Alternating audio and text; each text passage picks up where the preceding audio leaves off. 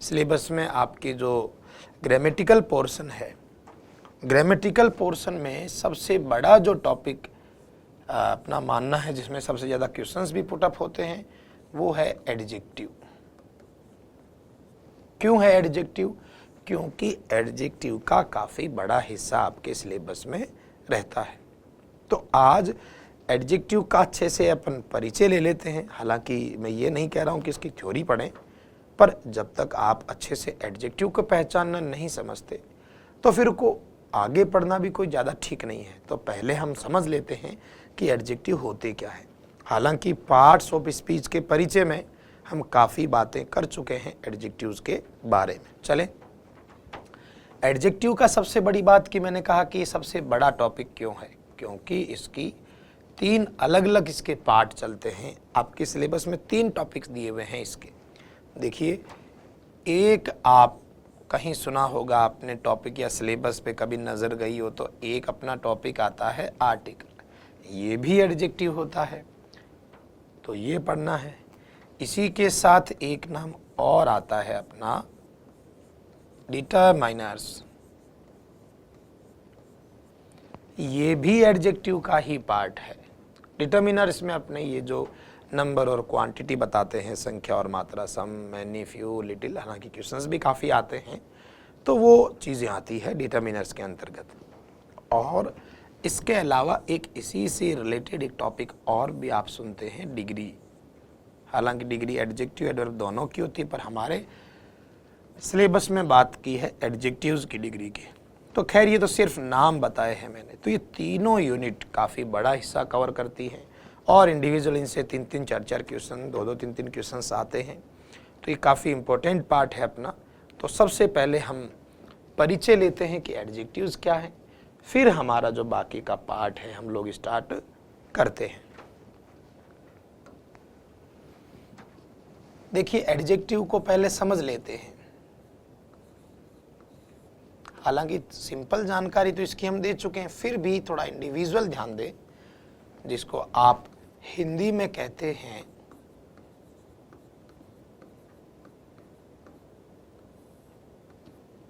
विशेषण। तो एडजेक्टिव्स हम बात कर चुके हैं कि एडजेक्टिव्स जो हैं वो मॉडिफाई करते हैं, या फिर हम ये भी कह सकते हैं वर्णन करते हैं, व्याख्या करते हैं। मॉडिफाइज या डिस्क्राइब्स किसको मॉडिफाई करते हैं, किसकी व्याख्या करते हैं। तो एडजेक्टिव्स जो है वो मॉडिफाई करते हैं, डिस्क्राइब करते हैं किसको? नाउन या प्रोनाउन को।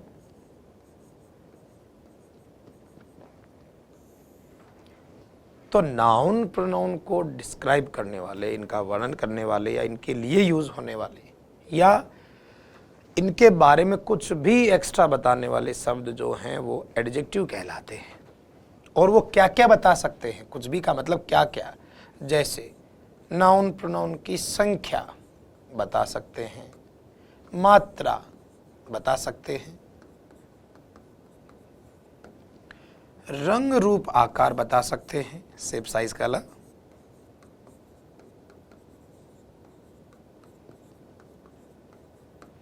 और कोई भी क्वालिटी बता सकते हैं।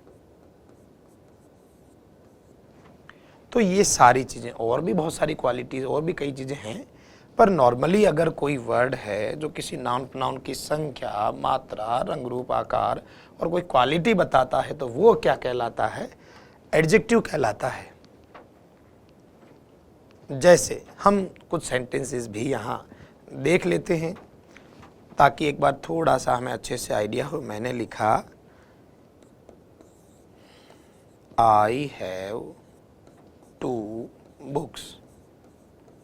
देखिए, ये कुछ सेंटेंस लिख रहा हूँ मैं आपके सामने स्क्रीन पर। आप अगर अच्छी रुचि रखते हैं तो हर सेंटेंस में एडजेक्टिव कौन कौन सा है ये पहचानने की जो है आप कोशिश करें। देखते हैं आप कितना पहचान पाते हैं।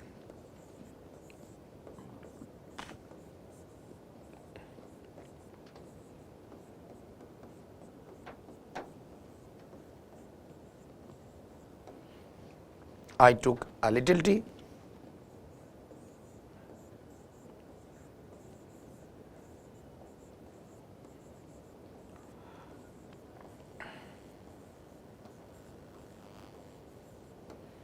ही gave me a red bag.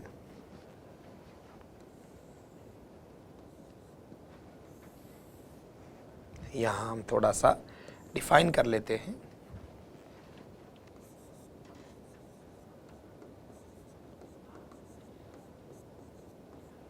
C is intelligent.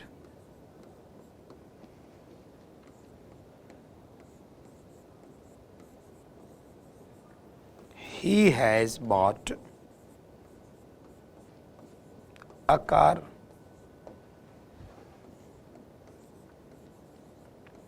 She lives in a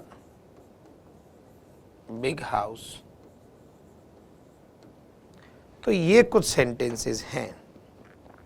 यहाँ कोई आपको डेफिनेशन की बात नहीं करनी है, हम लोग बात कर रहे हैं एक जनरल, एक सिंपल, जिन्हें बिल्कुल जानकारी नहीं है उनको ये समझाने की कि एडजेक्टिव्स क्या होते हैं।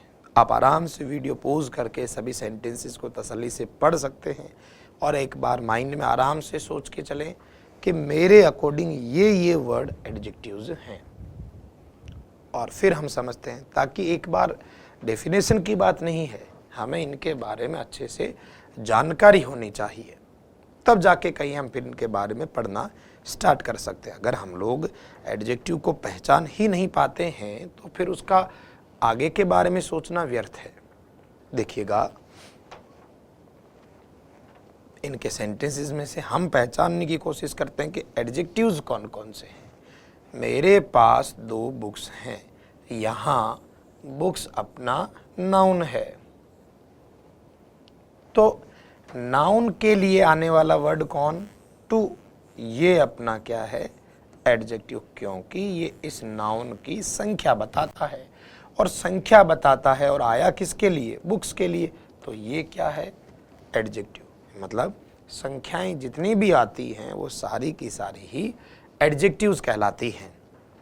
आगे देखिए अगले सेंटेंस में, मैंने पी थोड़ी सी चाय। चाय एक चीज का नाम है जो पीते हैं, यानी नाउन है। और यहाँ ये वाला जो वर्ड है थोड़ी सी चाय, ये इस चाय की क्वांटिटी बता रहा है। क्वांटिटी बता रहा है यानी मात्रा, यानी ये इस चाय शब्द के लिए, नाउन के लिए आया, तो ये क्या है?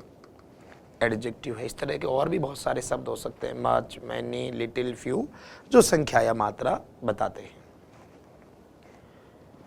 He gave me a red bag. उसने मुझे दिया एक लाल थैला। बैग तो मान लीजिए नाम है, पर थैले का कलर और संख्या ए रेड, रेड भी इसके लिए आया और ए भी इसके लिए, तो ये दोनों भी एडजेक्टिव हैं। आ रेड, दोनों ही एडजेक्टिव हैं। आगे बात करते हैं 4th सेंटेंस की। सी इज इंटेलिजेंट, वह होशियार है। तो यहाँ सी अपना प्रोनाउन है और सी प्रोनाउन के लिए वर्ड आया इंटेलिजेंट, तो इसकी क्वालिटी बता रहा है। तो ये इंटेलिजेंट वर्ड अपना क्या है बेटा? एडजेक्टिव है, क्योंकि सी प्रोनाउन की क्वालिटी बता रहा है। He has bought a car, वह खरीद कर लाया एक कार। यहाँ देखें, कार एक नाम है यानी कि नाउन है, और कार कितनी लाया? एक। तो एक संख्या बता रहा है, तो ये कार तो नाउन और ये एक संख्या वाला हमारा एडजेक्टिव है। नेक्स्ट 6th सेंटेंस देखिएगा, वह रहती है एक बड़े घर में। तो घर जहाँ रहते हैं वो उसका नाम है, तो घर तो नाउन है, और घर की साइज है बिग, ये एडजेक्टिव। घर कितना है? एक, तो ये दोनों क्या है? एडजेक्टिव। तो ये तो डिस्कशन था हमारा ये बताने का कि एडजेक्टिव्स होते क्या है। यहाँ कोई हम टॉपिक नहीं समझा रहे, टॉपिक शुरुआत कर रहे हैं टॉपिक की। आज हमारा एडजेक्टिव का परिचय चल रहा है, ताकि आगे जब बढ़े हम लोग, तो जब तक हमें एडजेक्टिव्स को पहचानना नहीं आता तब तक इनके रूल्स हमारे कोई काम के नहीं है। तो ये आप आराम से लिख लीजिए इन सबको एग्जाम्पल्स के साथ में, ताकि हमें भाई ध्यान रहे कि एडजेक्टिव्स होते क्या हैं, उसी के आधार पर हम आगे पढ़ सकते हैं। अब आगे बढ़ते हैं। जैसा कि हमने कहा कि एडजेक्टिव जो टॉपिक है इसकी 3 यूनिट आप लोगों के सिलेबस में है। अपने आर्टिकल भी हैं, डिटर्मिनर्स भी हैं और डिग्रीज भी हैं।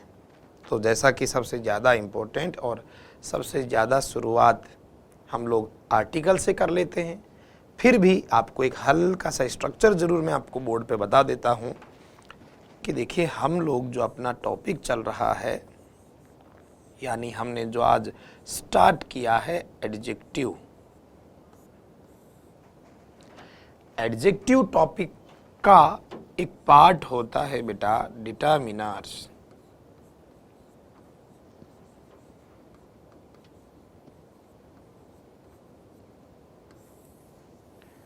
जिसमें संख्या और मात्रा बताने वाले शब्द ज़्यादातर आते हैं, कुछ और भी हैं।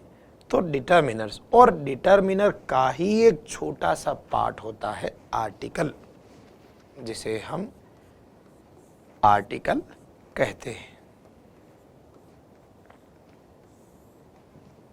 तो सबसे पहली चीज़ आर्टिकल, जिन्हें हम लोग शायद आप इस नाम से जानते हैं, ए एन और द।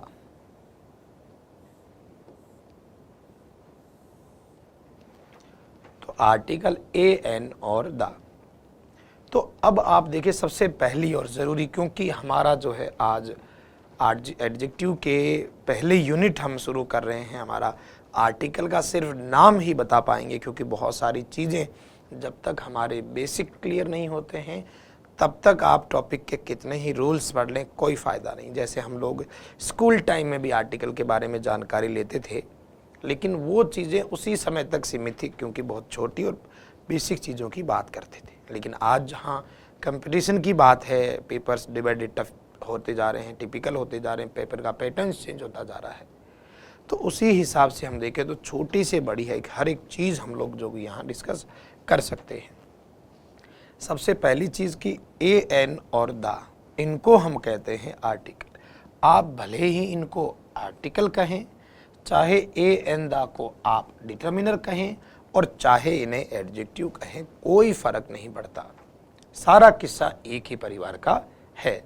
हालांकि आपके जो हिंदी में एक टॉपिक होता है पद परिचय, उसी तरह अंग्रेजी में आइडेंटिफाई द वर्ड्स आता है, पर वो आपके सिलेबस में नहीं है। इसलिए हम लोग तो सिर्फ जो इनके बाकी का पैटर्न है वो पूछते हैं। अब मैं आर्टिकल के बारे में यहाँ ये सिर्फ बता दिया कि ए एन द को चाहे आप आर्टिकल कहें, चाहे डिटर्मिनर कहें, चाहे एडजेक्टिव कहें, कोई फ़र्क नहीं पड़ता, बात एक ही है। तो अब हम बात करते हैं हमारे मेन टॉपिक, जो कि हमारा पहला टॉपिक है आर्टिकल के बारे में। जो ये आर्टिकल हैं उसमें ए शामिल है, एन भी होता है और एक वर्ड और है अपना द। इसे चाहे द कहें चाहे दी कहें, हालांकि प्रोनाउंसिएशन बहुत ज़्यादा इसका इम्पोर्टेंस नहीं रखता है, फिर भी जानकारी के लिए ये हमेशा ध्यान रखें कि द के जस्ट बाद में अगर कॉन्सोनेंट यानी व्यंजन साउंड होता है इसको द कहते हैं, और वोवेल साउंड होता है तो इसे दी कहते हैं। बाकी हम लोगों का काम प्रोनाउंसिएशन के बारे में बात करना नहीं है, इनके यूज़ कहाँ होते हैं वो ज़रूरी है जानना, तो उसी बारे में बात कर लेते हैं। तो आप चाहे ए एन कहें, चाहे द कहें, चाहे आर्टिकल कहें, चाहे डिटर्मिनर कहें, चाहे एडजेक्टिव कहें, मुद्दा तो वही है। तो इसके बारे में सबसे पहली और बेसिक चीज़ क्या है, तो देखो सबसे ज़्यादा ज़रूरी और बेसिक चीज़ ये है कि आर्टिकल का जो यूज़ है वो हमेशा हमेशा किस पर डिपेंड रहता है। आर्टिकल का यूज़ रहता है बेटा नाउन पर डिपेंड। नाउन पर डिपेंड होने का मतलब ये है, आप लैंग्वेज बनाना चाहें तो ऐसा भी लिख सकते हैं कि आर्टिकल का यूज़ केवल तभी किया जा सकता है जब इसके बाद में नाउन हो। मैं ये कहना चाहता हूँ कि जहाँ जहाँ भी हम आर्टिकल लिखते हैं या आर्टिकल बोलते हैं तो आर्टिकल का आधार जो होता है वो नाउन होता है। नाउन यानी नाम। मैंने ये कहा है कि आर्टिकल आता है सिर्फ और सिर्फ किसके पहले, नाउन के पहले। अगर किसी सेंटेंस में नाउन नहीं है तो आर्टिकल का भी वहां कोई काम नहीं है। मतलब आर्टिकल का आधार है नाउन, मतलब कि नाउन है तो आर्टिकल आएगा। अगर नाउन ही नहीं है, आधार ही नहीं है, तो आर्टिकल का कोई काम नहीं है। जैसे हम सेंटेंस देख लेते हैं, क्योंकि जब तक हमारा बेसिक आधार ज्ञान मजबूत नहीं होगा तब तक आगे बढ़ना मैं अच्छा निर्णय नहीं मानता हूं। देखिए, हम बात कर रहे हैं कि भाई आर्टिकल का आधार है नाउन। अगर किसी सेंटेंस में नाउन नहीं है तो वह आर्टिकल नहीं आएगा। का मतलब है कि इस संसार में जब जब आर्टिकल लिखे जाते हैं तब तब समझ लें कि इसके बाद नाउन ही है। फिर भी इस चीज़ को और अच्छे से क्लैरिफाई करने के लिए मैं 2 एग्जाम्पल आपके सामने सिमिलर से लिखता हूँ। आप ध्यान दें। सी इज एन इंटेलिजेंट।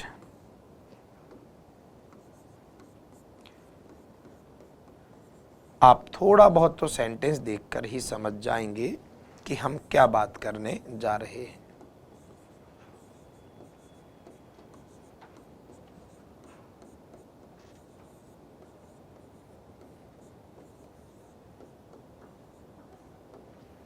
तो ये 2 सेंटेंस है।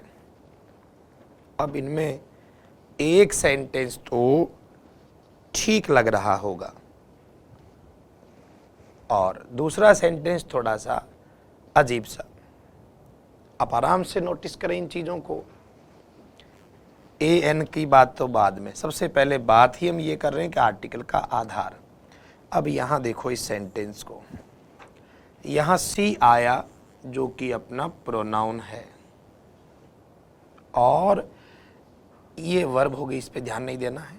इस सी के लिए वर्ड आ रहा है कौन? इंटेलिजेंट। और सी के लिए वर्ड आ रहा है इंटेलिजेंट, जो कि क्या है? गुण है, क्वालिटी है, एडजेक्टिव है।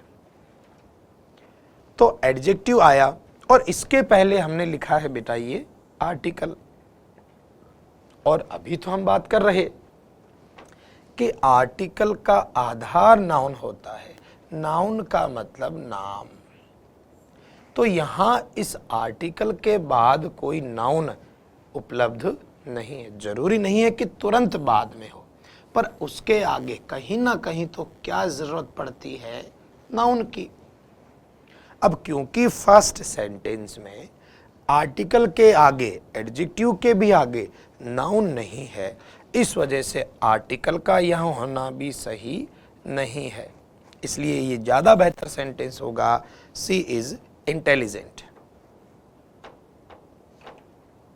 और नीचे वाले सेंटेंस की बात करें अगर हम लोग कि सी इज एन इंटेलिजेंट गर्ल, तो यहां हमने सी लिखा जो कि प्रोनाउन है, ये अपना वर्ब हुआ। इंटेलिजेंट गर्ल, ये गर्ल अपना नाम है और इस गर्ल की क्वालिटी बताने वाला इंटेलिजेंट एडजेक्टिव है। यहाँ ये आर्टिकल आया तो इसका आधार तो ये गर्ल नाउन ही है, पर साउंड हम इसकी देखते हैं वो एक अलग मैटर है। पर यहाँ देखिए इसके जस्ट बाद में नहीं तो क्या हुआ? आगे नाउन तो है, और नाउन है इसका मतलब आर्टिकल का यूज भी हम लोग कर सकते हैं। तो सबसे पहली और बेसिक चीज ये है कि जब तक सेंटेंस में नाउन उपलब्ध नहीं है हम लोग आर्टिकल के बारे में नहीं सोच सकते। जैसे यहाँ पर इंटेलिजेंट एडजेक्टिव था लेकिन इसके बाद में नाउन नहीं होने के कारण आर्टिकल हमें यूज करना गलत माना। तो ऐसे काफ़ी सारे और भी जानकारियाँ हैं। तो ये हमारा एक स्टार्टिंग स्ट्रक्चर है। हम बात कर रहे हैं आर्टिकल की। आज ये मान लीजिए कि आपने आर्टिकल का सिर्फ नाम लिखना सीखा है। आर्टिकल कितने हैं, कितने प्रकार के हैं, ये तो बहुत आगे की बात है। यहाँ हम लोग बेसिक से लेके टॉप क्वालिटी जितनी भी चीज़ें होती है बिल्कुल बारीकी से पढ़ेंगे, और उसके बाद आप आराम से किसी भी एग्ज़ाम का पेपर, प्रीवियस पेपर आप क्वेश्चंस देखेंगे आर्टिकल से रिलेटेड, तो आप लोगों को अच्छा महसूस होने लगेगा। और ये जो अच्छा महसूस होना लगता है इसी को ही पढ़ना बोलते हैं। ये जरूरी नहीं है देखिए कि कभी हम लोग पढ़कर और सारे ही क्वेश्चन होने लगे, ऐसा कभी नहीं होता है। पर हाँ, हम लोग कोई चीज़ पढ़ रहे हैं, तैयारी कर रहे हैं, थोड़ा थोड़ा हमारा स्तर मजबूत हो रहा है, तो इसी को सीखना बोलते हैं। चलिए खैर, हम लोग अब थोड़ा सा वर्ड मीनिंग के बारे में बात कर लेते हैं। तो ये एक रूपरेखा बताई है मैंने आज कि हमारा जो पहला टॉपिक होगा वो आर्टिकल का होगा। ठीक है बच्चों, अब हमारा जो बाकी का जो नेक्स्ट सेशन होता है हर क्लास में कि लास्ट का कुछ टाइम जो है हमारा वर्ड मीनिंग्स को जाता है, तो बिल्कुल उसी के बारे में बात करेंगे हम लोग। तो हम लोग देखिए वर्ड मीनिंग्स के बारे में भी बात कर लेते हैं। हम लोगों ने अब तक वन वर्ड्स याद कर लिए, हर क्लास में हम लोग वन वर्ड भी याद करते हैं, और वन वर्ड के साथ हम लोगों का जो है कार्यालय पारिभाषिक शब्दावली का पार्ट भी चल रहा है। तो वन वर्ड अभी तक जो मैं याद करवा चुका हूँ, वन वर्ड सब्स्टिट्यूशन में 15 वर्ड, 16 हो गए होंगे वो, 15 के अप्रोक्स साइड के वर्ड जिनके एंड में लिखा आता है साइड, और साइड यानी हत्या, हम 15 शब्द याद कर चुके हैं। अब आज अगली कैटेगरी, हम लोग 15 वन वर्ड ऑलरेडी 15 याद कर चुके हैं, तो अब हमारा 16 नंबर से याद करने की बारी है। वो जो 15 है आप लोगों ने या तो लिख लिए होंगे या फिर प्रीवियस वीडियोस जो हैं आप उनकी हेल्प ले सकते हो, क्योंकि डे बाय डे रोज हमें जो है थोड़ा बहुत कवर करना होगा। आज हम लोग 5 वर्ड वो लेते हैं जिनके स्टार्टिंग में लिखा या जिनमें शब्द आता है THEI थी। ये शब्द वैसे और भी काफ़ी इंपॉर्टेंट भी है। तो THEI थी बोलते हैं इसको, इसका अर्थ होता है ऐसी शब्दावली जिनका संबंध गॉड, किसी भगवान या किसी धर्म से संबंधित शब्दावली। ऐसा शब्द है जिसमें या तो भगवान के बारे में या जो धर्म है उससे संबंधित शब्दावली में शामिल होता है ये सब। शायद आप लोगों को ध्यान हो, THEOLOGY, थियोलॉजी भी एक शब्द होता है, थियोलॉजी धर्म शास्त्रों का अध्ययन। उसी से रिलेटेड हमारे आज देखिए 15 वन वर्ड्स में ऑलरेडी याद करवा चुका हूँ, हत्या वाले आज 16 नंबर से, क्योंकि हम लोग जो है वन वर्ड वगैरह सारी वर्ड मीनिंग आपस में लिंक करके पढ़ते हैं, तो 15 वन वर्ड हो चुके हैं। आज उसके आगे 16 नंबर से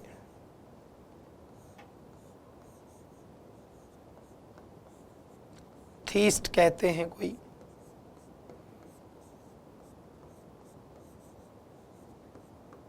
एथीस्ट कह दें,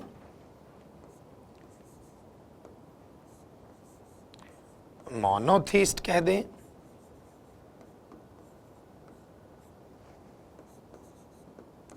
पॉलीथीस्ट कह दें,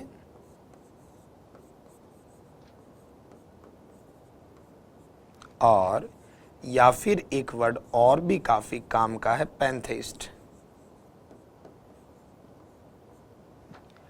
तो ये वर्ड आज बात कर लेते हैं इनके बारे में। हमारे 1 बाय 1 करके 20 वर्ड्स हो चुके हैं। हर बार डे बाय डे जब तक हम लोग अच्छे से मेहनत करते हुए वर्ड्स को कैटेगराइज, अलग अलग कैटेगरी में वर्ड नहीं पढ़ेंगे तो उनको याद करना थोड़ा मुश्किल रहता है। अब देखिए थीस्ट, थीस्ट का मतलब होता है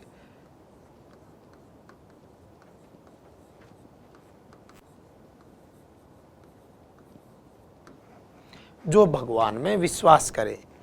theist believes in God. Theist का मतलब होता है आस्तिक। आस्तिक का मतलब जो भगवान में विश्वास करता हो, जो भगवान में विश्वास करता हो वो कहलाता है थीस्ट। आगे लिखा हुआ एथीस्ट, ए लिखने से ये इसका अपोजिट बन गया। अथीस्ट यानी क्या होता है? Who doesn't believe in God. जो भगवान में विश्वास ना करे, doesn't believe in God. Doesn't believe in God, भगवान में विश्वास ना करे को आप क्या कहते हैं हिंदी में? नास्तिक। जैसे विश्वास करने वाला आस्तिक, विश्वास ना करने वाला नास्तिक। इसके बाद के 3 शब्द देखो आप जरा ध्यान से। यहां लिखा है मोनो, पोली, पेन। देखिए मोनो जहां भी आता है उसका मतलब होता है एक। कभी भी मोनो वर्ड आए उसका मतलब एक होता है। पोली शब्द आता है उसका मतलब होता है काफी सारे, मैनी, बहुत सारे। और पेन आता है जिसका मतलब होता है सभी। हमेशा इनसे बहुत सारे शब्द बनते हैं, जैसे मोनोपोली भी बनता है, जो स्टीरियो होते हैं उनके लिए भी मोनो और स्टूडियो आता है। खैर, तो मोनो जब भी आता है मतलब एक, पोली यानी बहुत सारे, और पेन यानी सभी। तो इस पर भी वही लागू होती है बातें सारी। देखिए तो मोनोथिस्ट यानी क्या हुआ, देखिए believes in one God,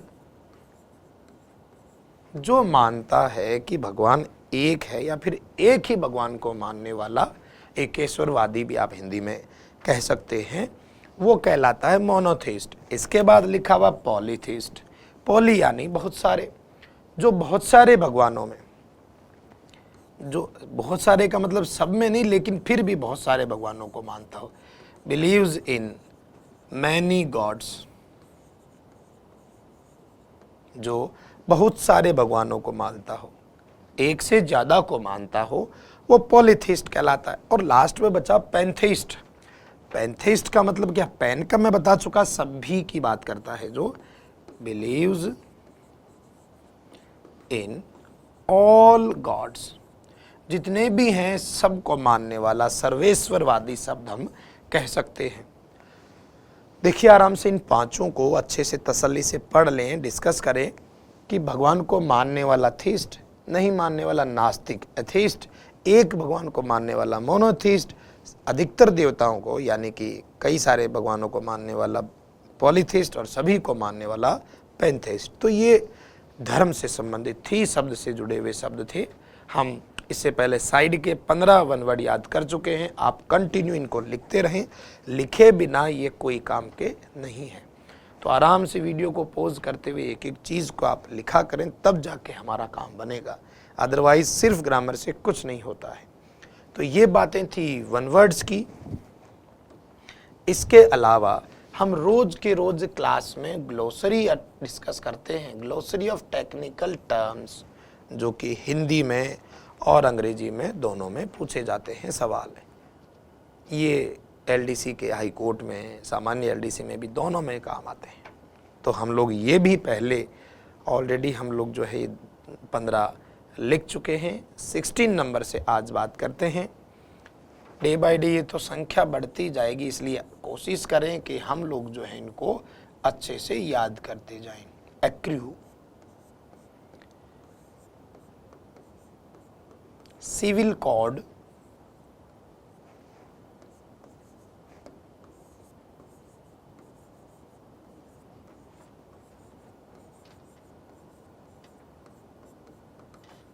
camera meeting,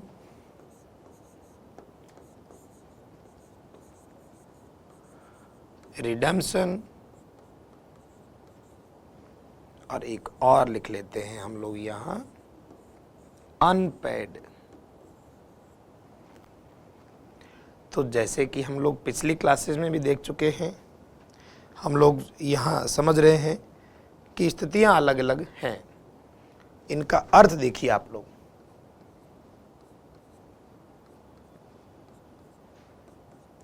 accrue का वैसे मीनिंग होता है प्रोद्भूत होना। प्रोद्भूत का मतलब होता है किसी चीज में वृद्धि होना। वृद्धि होना यानी बढ़ोतरी होना। सिविल कोड, सिविल यानी सिविलियन, जैसे आपने शब्द सुना हो नागरिक, और एक कोड के लिए शब्द आता है संहिता, जैसे पेनल कोड का दंड संहिता, वैसे ही ये है। कैमरा मीटिंग, कैमरा मीटिंग क्या है, गुप्त सभा, गुप्त मीटिंग, यानी जो कैमरे से भी बचा कर की हुई हो। तो एक्रू प्रोद्भूत होना यानी कि वृद्धि होना, बढ़ना। सिविल कोड नागरिक संहिता, कैमरा मीटिंग गुप्त सभा, या गुप्त मीटिंग भी कह सकते हो, गुप्त सभा भी, रिडम्पशन है, रिडीम कराना। देखिए रिडीम कराना, जैसे कहीं कोई पॉइंट्स हो गए उनका रिडीम कराना। मोचन, मोचन शब्द नहीं समझते हैं तो आपने ये शब्द सुना होगा, कोई चीज़ छुड़ाना। कहीं कोई चीज़ जमा है वो छुड़ाना, जैसे आपके पॉइंट्स हो जाते हैं, आप शॉपिंग करते हैं कहीं पर तो उनको रिडीम कराने का मतलब है वो पॉइंट्स वहाँ से छुड़ाना। तो ये जैसे संकट मोचन, संकट से छुड़ाने वाले, तो रिडीम से बना हुआ रिडम्पशन, छुड़ाना। मोचन शब्द ज़्यादा बेहतर है इसके लिए। अनपेड यानी जो भी पेड नहीं है, जो भी दिया हुआ नहीं है। आदत, आदत यानी जो भी दिया हुआ नहीं है। तो ये हो गए हैं टोटल 20। देखिए 7 के साथ रेगुलर आप करेंगे तभी हमारा काम बनेगा। तो ये हो गए हैं। इसके अलावा हमारी एक वन वर्ड की सीरीज और चल रही है, आप वीडियो को पॉज करके आराम से लिख लिया करें।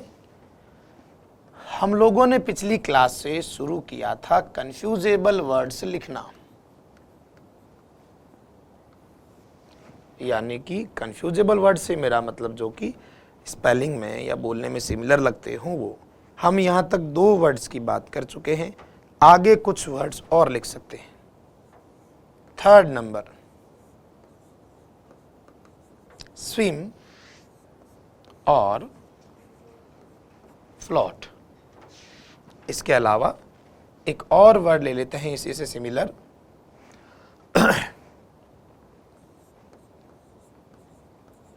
ड्रॉन और सिंक।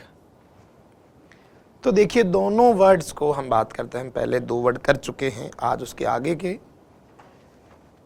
स्विम और फ्लोट। वैसे तो इन दोनों का ही मतलब जो है वो है तैरना। स्विम का मतलब भी तैरना, फ्लोट का मतलब भी तैरना। लेकिन अगर बात करें स्विम की, तो स्विम जो है वो किसका तैरना है? सजीव का तैरना। और फ्लोट किसका तैरना है? निर्जीव का तैरना। जैसे मान लीजिए जहाज तैर रही तो जहाज फ्लोट करेगी, और कोई व्यक्ति तैर रहा तो वो क्या करेगा? स्विम करेगा। ठीक इसी के अपोजिट हमारा ये है दोनों वर्ड। वैसे तो दोनों का ही हिंदी अर्थ क्या है बेटा? डूबना। ड्रॉन का मतलब भी डूबना और सिंक का मतलब भी डूबना। दोनों में ही देखिए ड्रॉन और सिंक। ड्रॉन डूबना, किनका डूबना? ये है बिल्कुल स्विम का अपोजिट, सजीव का डूबना। और सिंक है निर्जीव का डूबना। जैसे अगर कोई व्यक्ति डूबता है तो वो ड्रॉन होगा, और कोई चीज़ डूबती है तो वो सिंक होगी। दोनों का अलग अलग स्ट्रक्चर है। तो ऐसे ही कन्फ्यूजेबल वर्ड भी अपना बहुत महत्वपूर्ण योगदान रखते हैं। आप लोग देखिए आराम से इनको सेंटेंसेस के साथ ले सकते हैं। जहाज डूब रही, वो सिंक हो रही। लड़का डूब रहा, ड्रॉन हारा। जहाज तैर रहा, फ्लोट। लकड़ी तैर रही, फ्लोट। लेकिन कोई व्यक्ति तैर रहा, स्विम। तो ये भी आप day by day continue cover करें। इसी के साथ अपना ये सेशन यहाँ समाप्त होता है। व्याकरण और वर्ड मीनिंग जब तक दोनों साथ नहीं होगा, हमारी तैयारी का कोई मतलब नहीं है।